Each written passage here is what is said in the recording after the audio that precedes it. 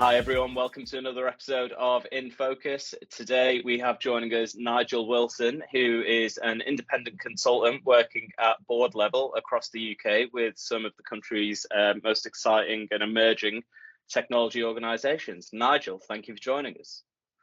Yeah, good morning, welcome. It's great to speak to you and thank you for inviting me on. No worries at all, no worries at all. I'll start as how we always start off, Nigel, with our usual first question. In your opinion, what do you think is the most interesting or exciting thing about working in tech at the moment? Well, actually, I think there's probably a couple of things.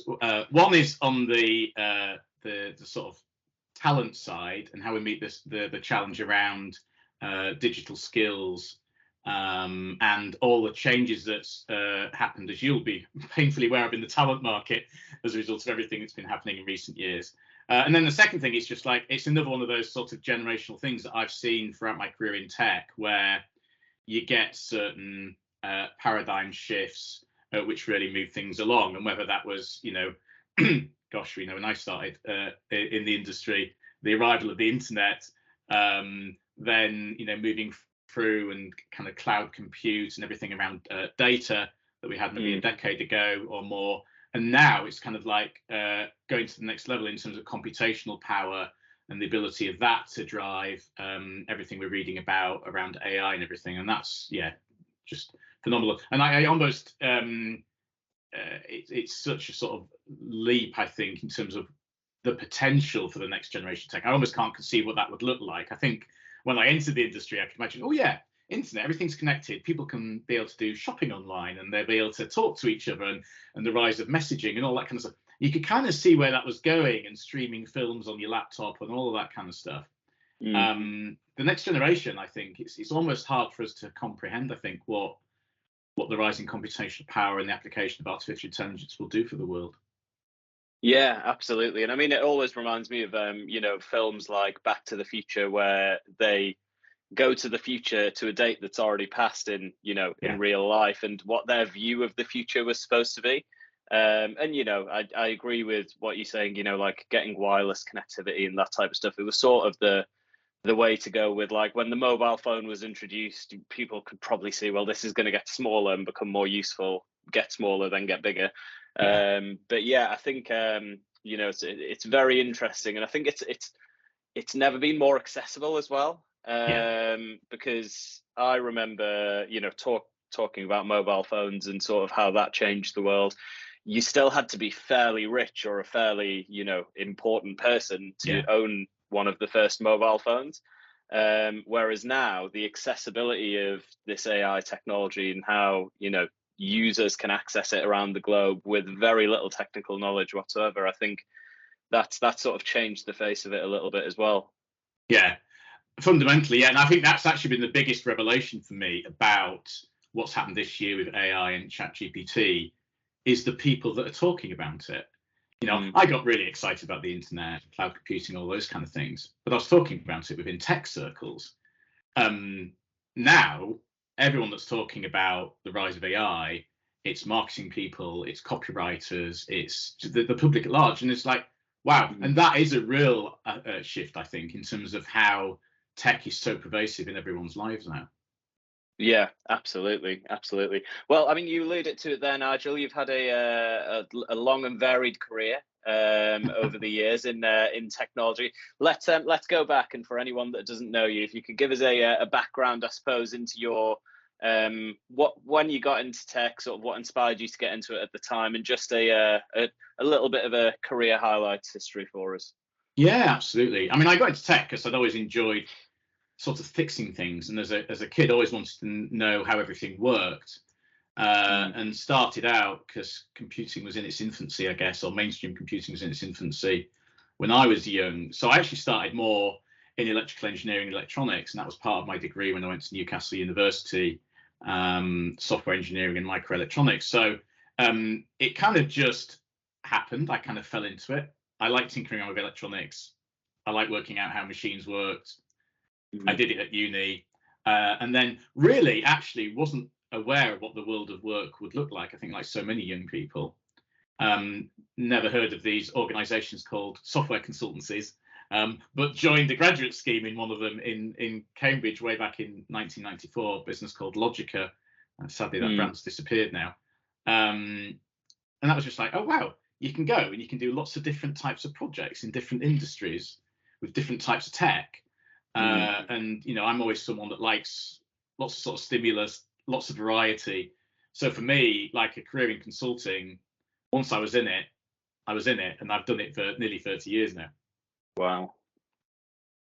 In terms of consultancy then, for those that, I mean, you've given a good overview there, and highlighted a couple of sort of unique things about being a consultant. And we touched on this at the roundtable we were doing last night as well. But what in your mind would you summarize as the difference between being a consultant versus being a in-house engineer, developer, UX person, you know, IT professional as a whole? Yeah. So I think obviously you get the ability to be exposed to lots of different environments potentially, go from project to project, client to client. And if you're the kind of person that doesn't want to sit and work on one product in one organization for many years, you typically traditionally have to sort of, you know, change roles and go and do something else if you wanted that. Whereas in consulting, you kind of tend to just get the opportunity to move from project to project and pick up new things without having to change roles and change jobs. That said, these days, as you'll be very well aware, people do change jobs quite a lot. But, you know, I was 10 years at a Leeds-based consultancy, BJSS, and but I had so much variety. It was a fast-growing business, lots of interesting clients in different sectors, which kept it interesting for me. Yeah, absolutely. And there's that commercial element that's always there to bear in mind as well, isn't it, in the consulting world? Because I think certainly from our experience, and this is coming more into the product and in-house world as well, or however you describe, you know, non-consulting roles, where people are hiring more for, you know, your actual attitude to work, your problem-solving skills, your client or stakeholder relationship and management and engagement skills. And the tech's almost a little bit of a secondary, because the tech, I suppose, can be learned to a degree. I appreciate there's some very complex things that are very difficult to learn, but it's almost putting that like consultancy personality first, then looking at, well, actually the skills that are needed to technically do the role. Yeah, and the best organizations, as you alluded to there, are changing rapidly in that, you know, they're taking a product mindset to delivering. Actually, their digital services, why would you invest in digital services? It's to increase the value of your business, provide better service to your customers.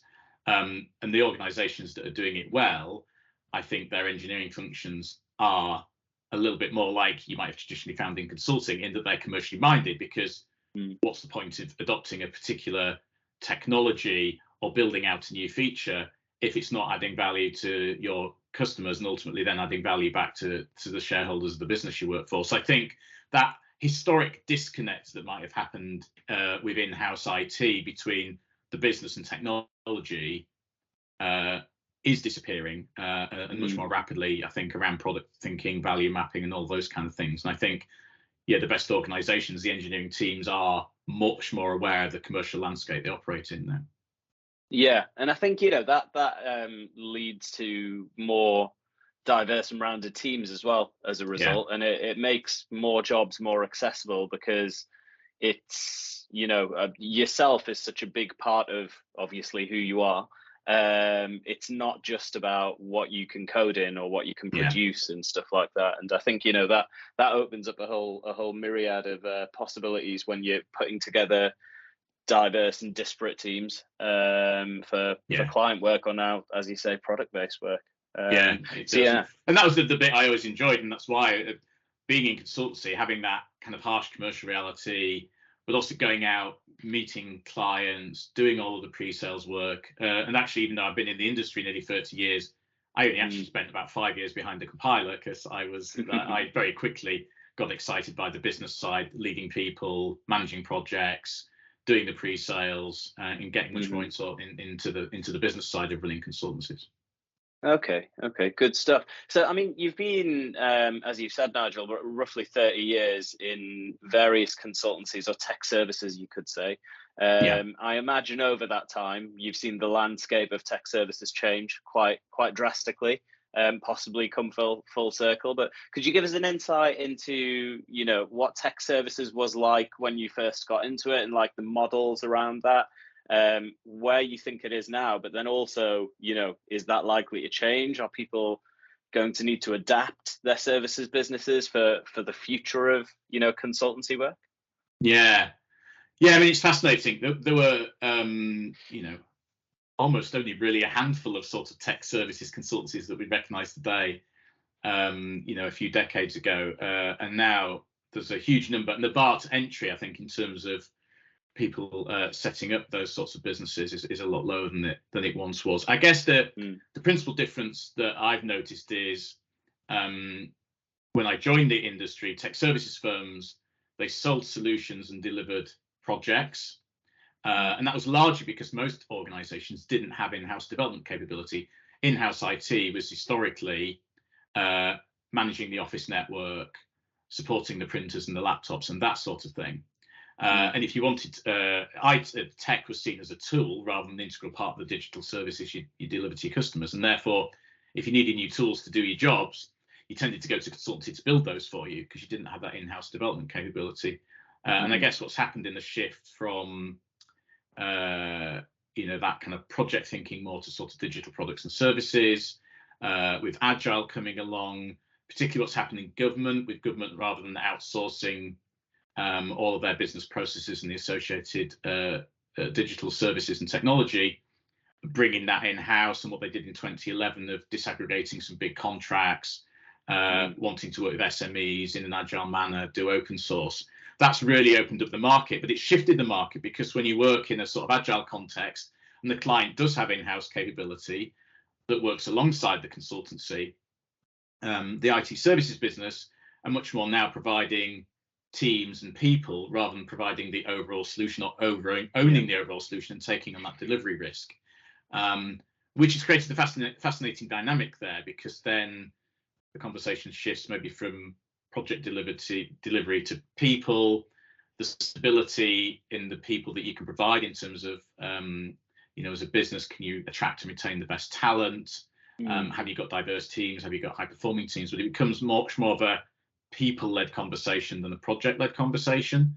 And that's fundamentally changed. I think the interesting thing is, what that means is that building a value proposition in an IT services business has become much harder, because if you're providing teams of people rather than the overall solution, and in the world of remote working, if you're a client sat there thinking, right, well, I can get a team of 10 engineers from consultancy A in the UK at an average rate of £700 a day, or I can go to a nearshore provider and get them at £350 a day. Which are you going to do? And actually, the caliber of the engineers and things is similar. They've got the same tech skills on their CVs. So I think building a value proposition as an IT services business has become a little bit more challenging, particularly at scale. And I think, and I am seeing this with one or two businesses that I speak to, that I think to stand out, a number of IT services are trying to shift a little bit back towards that solution piece, because otherwise, and you'll have seen this in your industry, there's a lot of recruitment businesses that have branched, particularly with the IR35 changes, into consultancy. Because and I don't blame them, because it's potentially higher margin if you can get it right.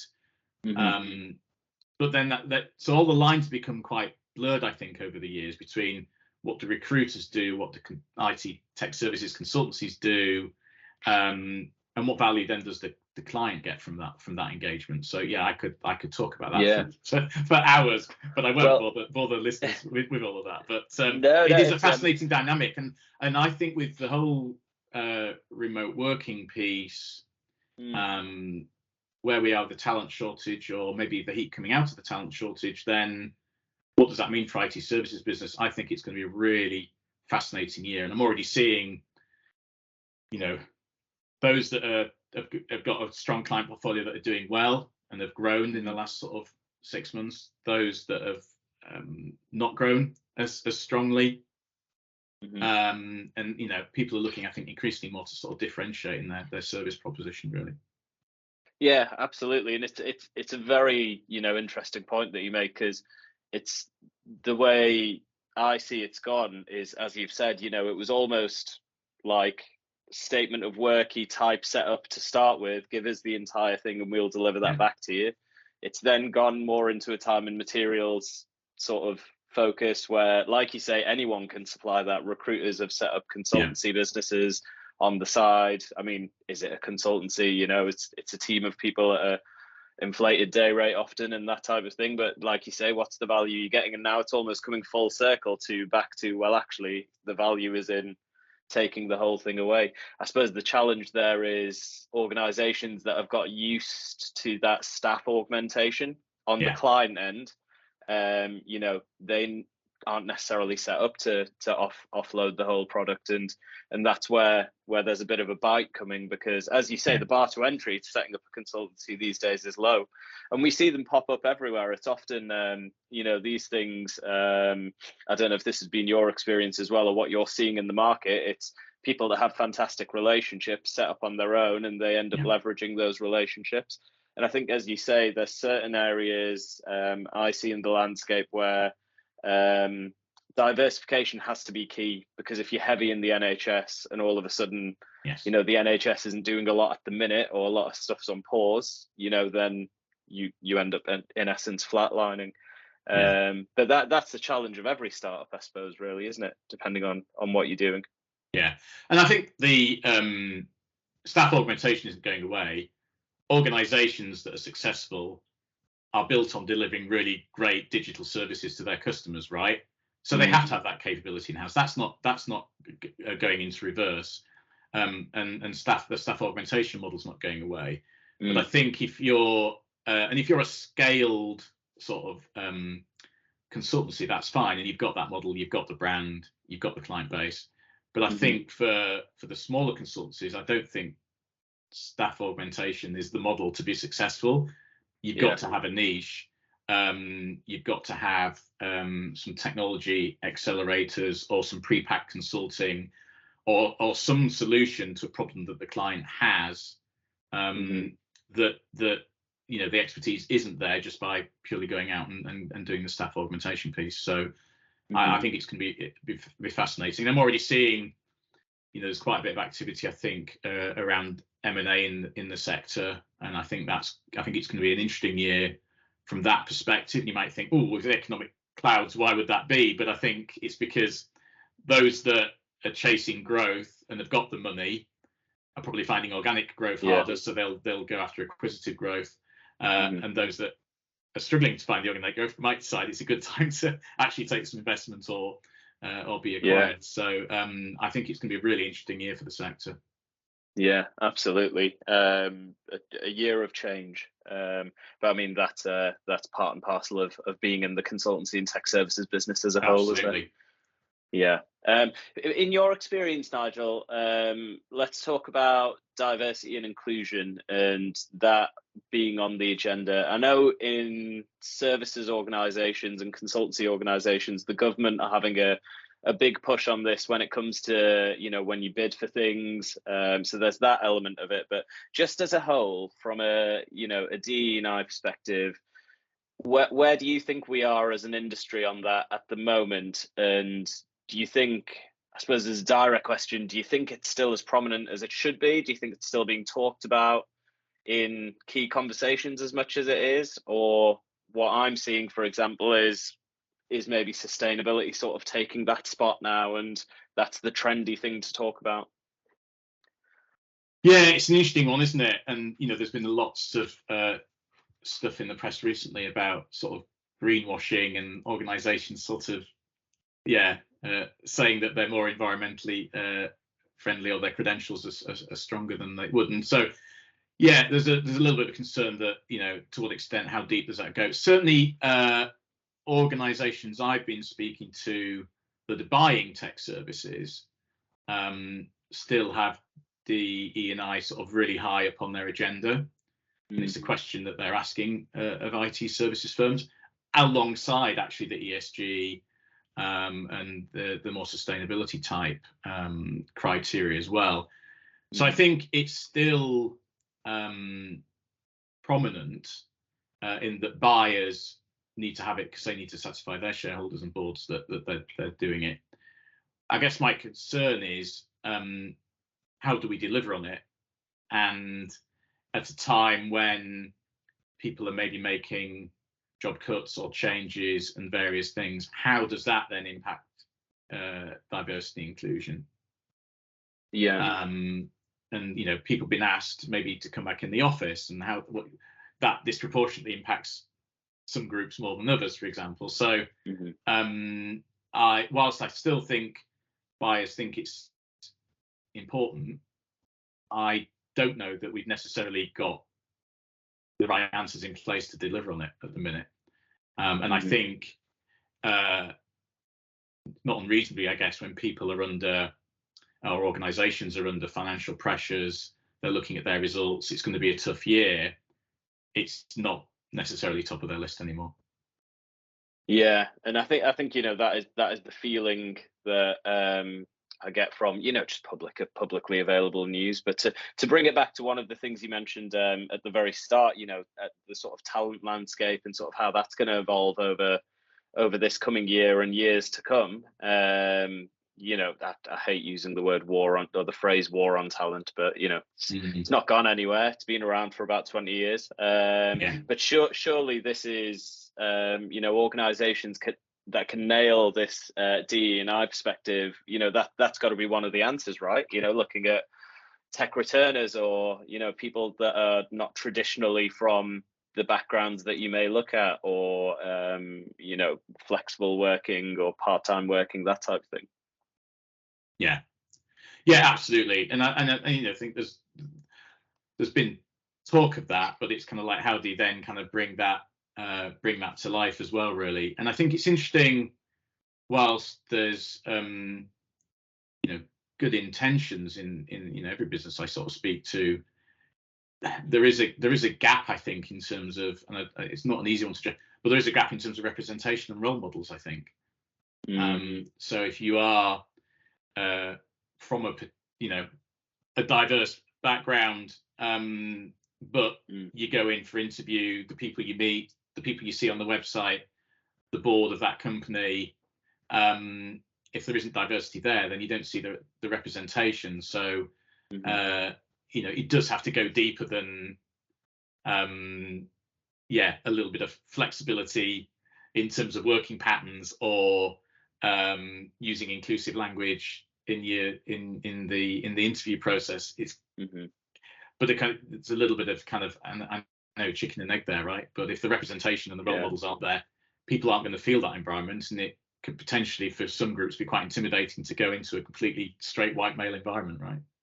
Yeah, absolutely. And it's often something that people link to, when you talk about transformation never ends, really. You just move to a different iteration of whatever you just transformed.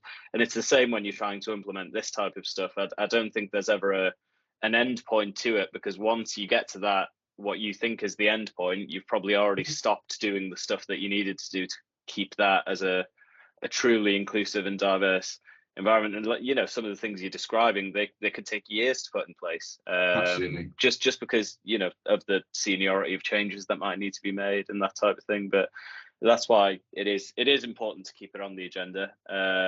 But as you say, when companies are going through challenging times, it may wrongly slip, but it's often one of the things to possibly slip down the priority list. And there's a tension here which doesn't just impact diversity and inclusion, but the broader sort of talent landscape and various other things. And when you see the economic pressures we may be under as an economy this year, organizations are looking near term at their results and profitability, quite rightly.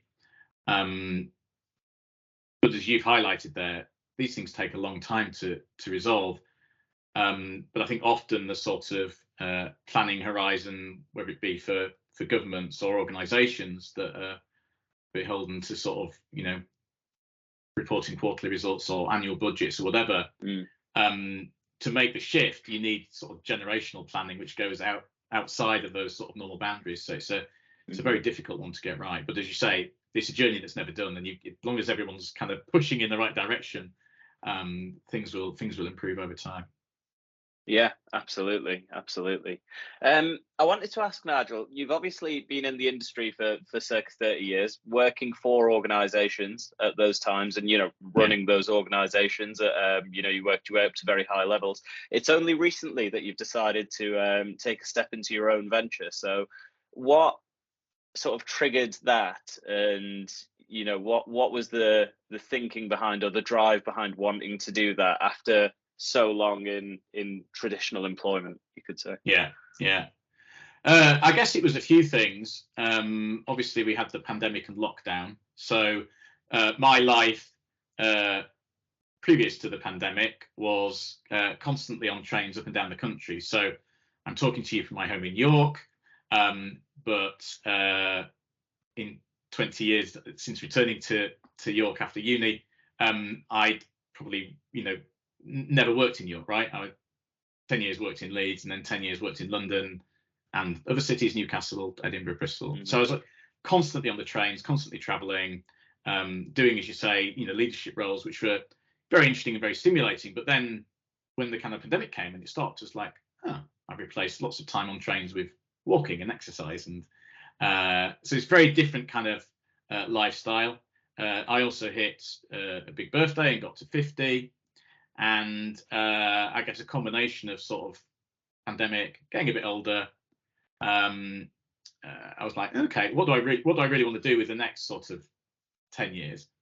And it was a case of sort of now or never, really. I built up a lot of expertise. Like, how can I share that, give something back, but also get something out of that in terms of variety of work? And I've been in a great consultancy for 5 years, running that business, growing that business. But I'd done it for 5 years. And actually, even though I'd previously been with the firm for 10 years, I'd never really done a role for more than sort of 3 years before, because I kind of like, if I hadn't either changed jobs, I'd moved internally. So it was a question of, well, okay, time to do something different. And so here I am. Yeah. It's really exciting. It's quite nerve-wracking as well. You kind of wean yourself off the addiction of a nice salary coming in every month.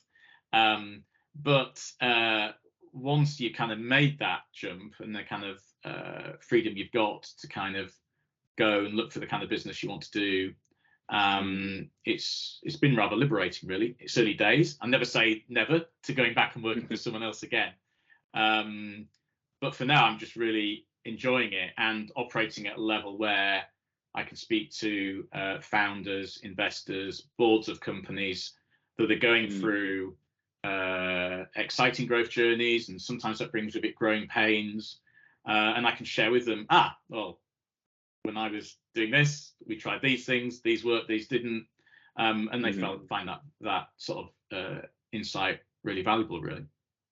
Yeah, and I think certainly from what I'm seeing, there's been an increase in the need for this, I suppose you could call it fractional, this sort of consultancy-esque type role, where we don't need someone full time. We need somebody to nudge us in the right direction, or reshape this thing and move it forward. And trying to pinpoint where that's come from, I suppose there's an element of, there's more startup and scale up activity than there ever has been before, which is great, because it's more and more innovation. Because I think doing this type of role, from your experience, would it have been an option 10 years ago? If you were at a point in your life where you were wanting to sort of take this plunge, do you think it's something that would have been as appealing? Would the landscape, would the opportunities have been there enough to do it, or do you think it's something that's very much more suited to today in the future's market for tech companies? Yeah, I think it's a really interesting one. I think, well, look, you've seen this at all levels of seniority, right? There's a big rise in freelancing as a result of remote working and people wanting more independence and control. But I think the traditional route for someone like myself would have been, you've done exec roles, you've done board roles for companies, then you go off and you do 2 or 3 sort of non-exec roles and have that sort of portfolio career. I think there is something opening up in between there, where people want the expertise of seasoned executives on either an interim or fractional basis, but aren't willing to, aren't maybe in some cases able to hire. And I think it's a combination of sort of how the market's evolved, but also maybe some of the uncertainty. And if you're growing quickly as a business, there's always too much to do. You need to, the most important thing if you're growing a business is to work on your senior leadership team, but actually putting down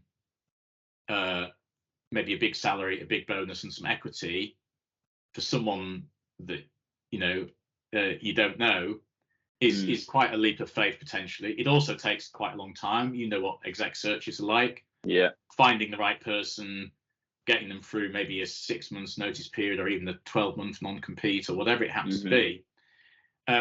You're talking a big chunk of time and a big ticket to get someone into a board and sort of exec role.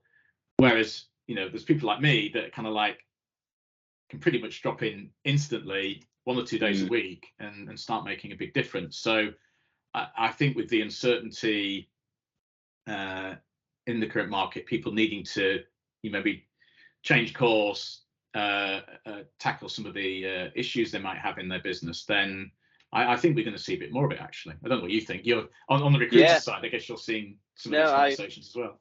Yeah, I agree. And I mean, as you were talking there, I would liken it to almost like the Netflix of senior IT roles. It's the ability to have something reasonably on demand when you're talking about, having to wait 6 months notice periods often for someone and going through that exec search process. To even, the element, it's not a try before you buy, but I mean, correct me if I'm wrong, some of your engagements could be as little as 2 hours, strategic advisory on a phone call, bounce some ideas around, to 6 months, year long type things. But it's not something that, as you say, a startup or a scale up or any organization, the worst thing they want to do is hire somebody on a big package through a big process, and then 3 months later it becomes apparent, well, actually that's not really the role we needed. It's this type of role, and that's not the direction we're going in. It's this direction. And that's where that, I think, it fits into that on-demand culture that is so prevalent these days, is that, well, actually, we don't need, somebody doing this full time. Why don't we speak to this person that's got this experience that's highly relevant for X days a week, and loop them in to help with this, speak to this person that's got this, loop them. You're almost building a bit of a strategic team for what will end up overall costing less time and less money than, making the wrong decision on a senior hire, because you can pull on many different experiences that way. Otherwise, you are in the traditional way, relying on one person's experience and one person's motivation and drive. And I agree. I think it's the way forward, and I think we'll start seeing a lot more of it. And I think events like we did last night. So Nigel, for anyone that doesn't know, came to one of our tech leadership roundtables, and I mean, even there in the room, you could see people came with their challenges, bouncing ideas off each other.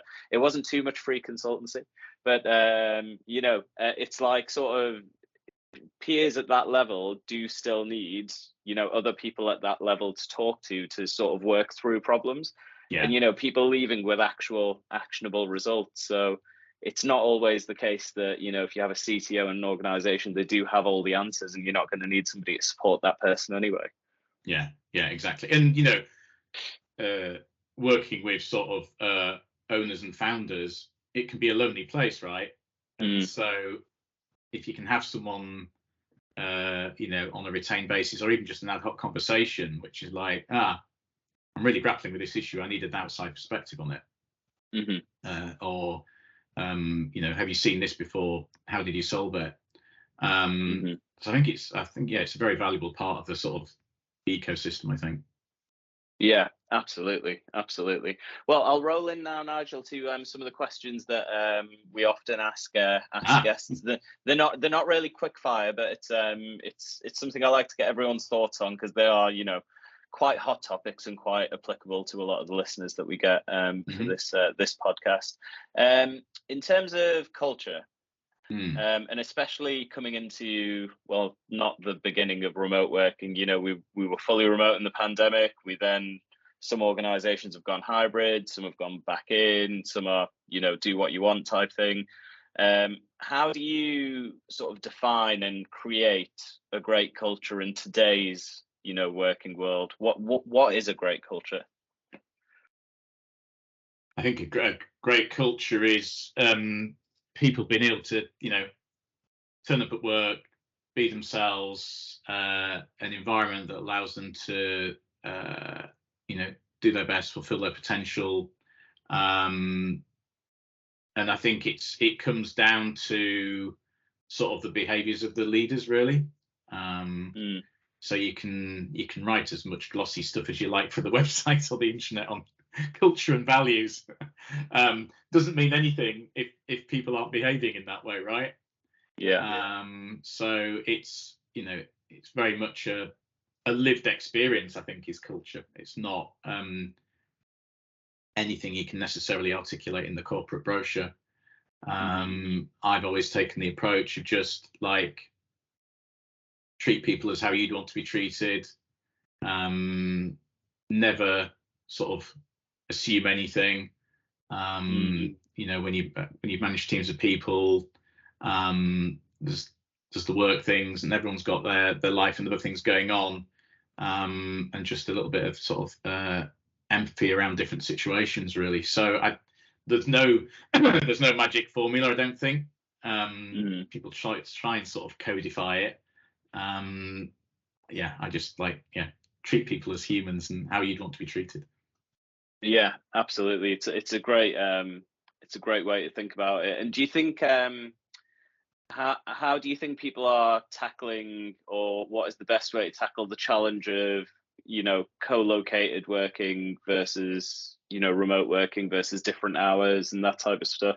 Because in a way, people may have seen it easier when everyone was in the same room to manage a culture a bit easier, and they're probably thinking about culture in the wrong way if that was what they were relying on, which I think is what most people are realizing. But how do you see sort of that impacting things, and what's your best strategy of sort of dealing with that? Yeah, and you're right there. Culture isn't necessarily going to the pub after work. Although if you're able to get people together socially, you can often get into sort of deeper conversations that you can't get through in an agenda-driven sort of meeting, really. So yeah, it's interesting, the kind of dynamic. Certainly, when I was running teams, it was great to get in front of people. And I ran a consultancy with 5 offices across the UK. I used to go around all of the offices regularly, stand up in front of everyone and talk to them and let them ask questions. It was very open. You can't do that quite as easily in the remote world, but you can still do it. There's a bit of an inherent tension, I think, around as well the ultimate flexibility of the individual choosing their own working hours, conditions, whatever, versus kind of not necessarily what the organization needs, but what you need to function as a team. And kind of, work gets done in software delivery, and in fact, probably in any part of an organization, work gets done by highly effective teams. So I certainly encourage teams to kind of work out how they build that sort of social bonds and that social equity in their relationships. So yeah, the tasks, the work, if you like, whether it be writing code or whatever you happen to be doing in your day job, that can all be done remotely, but actually it's not done in a vacuum. It's not done in isolation. It's about creating high performing teams. So I think there is a bit of a trade-off there. There is a balance. One of the techniques I used in the last organization I was running was to get teams to create their own sort of guidance, if you're right, their own sort of like mini manifesto of how they work together. And we laid down some sort of guide on that, in that, you're not going to be 100% remote, and we're not going to expect you 100% in the office. You need to be mindful of client delivery. You need to be mindful of people's individual circumstances and constraints around whatever it might be, childcare, whatever. But get together as a team and work out how you're going to work. And so rather than mandating a uniform policy across the business, we're like, as a team, work out what works for you. How are you going to work together? Whether that's every Tuesday afternoon in the office, or once a month and off-site, which we can kind of fund or whatever. So I think that there's something about teams as a cohesive unit of getting stuff done, and how they work together, how they build their social bonds, how they work through their tensions, how they form as a team. And when we went into lockdown, you went into lockdown with a team of people you used to sit with in the office. So those teams were already formed, but we've gone beyond that now. You've got lots of new hires, you've got lots of changes in organizations, people that, if you don't do something, you're never going to kind of build that relationship. Yeah, absolutely. And, it's such a simple point, but it's bang on. I think nobody likes being told what to do, regardless of what it is. It could be the best thing in the world for you, but if somebody's telling you to do it without your input, you automatically err towards the negative.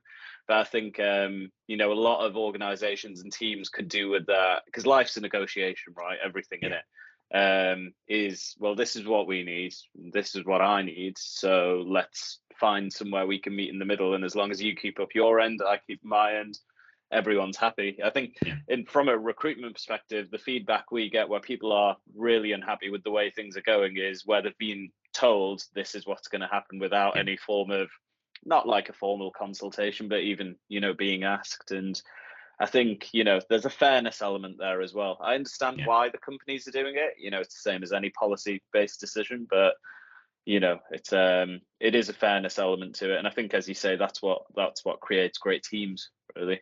Yeah. I think it's very presumptive if you sort of sit, in the board in an organization and think what works best for every team in the business, right? I think it's much better to kind of drive that a little bit more from the ground up. Yeah, absolutely. Over your years in technology, Nigel, the answer to this question will have probably changed, but I suppose today, how do you define success for yourself? And when you've done a day, or when you've done an engagement with a client, what does good look like, and how do you know, yes, I've had a good day there? I think for me, it's I was going to say a happy client, but it's not necessarily about pleasing clients as such, but it's the evidence that you've made an impact for them in their business. And often if you're in a consulting environment, that's evidenced by repeat business, right? So for me, that would be the kind of measure. It's like you've done some work, and the client wants to come back and do more work with you. So that's a very sort of tangible thing, I guess. I mean, personally, I always get the satisfaction of a job well done, so take a lot of pride in what I do. And so for me, it's just like, right, great, I'm happy with the result there. If I can get that level of personal satisfaction, that's great on the personal level. But more, if I put my business hat on, it's kind of like, there's positive feedback and there's potential repeat business from the client. Yeah, absolutely, that's great. And people looking to get into the sector now, Nigel, what advice do you have for them? Your son's in IT at the minute as well, isn't he? He's a platform engineer. It's a large Leeds-based consultancy that I may have worked for myself in the past. And he didn't necessarily expect to go into tech. He studied politics, but maybe could be highly relevant in a job these days. Well, who knows? And so I think, I think the great thing about tech is, and I've been sort of trying to maybe sell it to some of my other children as well, is it not be presumptive about what's involved. I think there's never been a better time to get into tech in terms of the diversity of roles available and the prevalence of tech. And I think there's still, when I talk about it, that there's still an assumption that it's a bit geeky and all the roles are sitting sort of with headphones on, coding all day. Yeah. Which is kind of interesting, really, because actually I think whilst there is clearly a shortage of good engineers, I think where the interesting bit of tech is right now, and where the bigger shortage or bigger challenge I think for organizations is in that product space, and understanding the value that technology can deliver to end customers and the value it can create for your business. And that's an exciting bit, I think, for a lot of young people that can go, right, okay, I can get to understand how a business works, how we can deliver better services through tech, pull those things together. And I think that space, and I think to me, it's the difference between when people talk about digital and tech, and I always associate tech with, it's code. But digital in the broader sense, about delivering great services to clients that generate revenue. That's, I think, a really interesting space. I think my advice to young people getting into this industry: don't be assumptive about what working in tech means. And actually, almost every modern role is working in tech. So yeah, I just like get exposed to it, talk to people, talk to some old people like myself who've done it a while, find out what it's about, and don't make assumptions that it's all about, you have to be ultra geeky or fit a stereotype to work in the industry. Yeah, and that is nailed on. That is still the perception for a lot of career changes. When they ask me for advice, it's like, have you considered a career in digital or in tech? And they're like, but I don't want to code. It's like, oh, this is like so much more. That's like one role in the wider landscape of things. And I think the more we can shout about that, the better, really, because again, that's only going to solve some of our talent issues, because the pace of innovation is going quicker than the pace of training people to work in digital and tech. And you know, the next generation, they're going to be working on tech and in roles we don't know about yet, right? Yeah, absolutely. Last one from me, Nigel. What's the best piece of advice you ever received in your career? Well, I'm not sure that this was given to me directly as advice, but it was a takeaway from a diversity and inclusion discussion I went to at Leeds Digital Festival a few years ago. And basically I'll summarize it as, don't try and fit in, stand out. And I think almost kind of using for anyone that thinks maybe they don't fit the stereotype of like a career in tech or whatever it happens to be, just like use your point of difference as your superpower, because that's exactly what it is. So for me, kind of like, don't try and fit in, stand out. That's great, and very, very relevant, I think, to the landscape today. Well, I want to take this time to thank you, Nigel. Thank you for your time and your insights. If it's all right, I'll post your LinkedIn so anyone that would like to get in touch can. Absolutely, thank you. Just thank you for being with us and sharing your story. No problem. Thank you for inviting me on.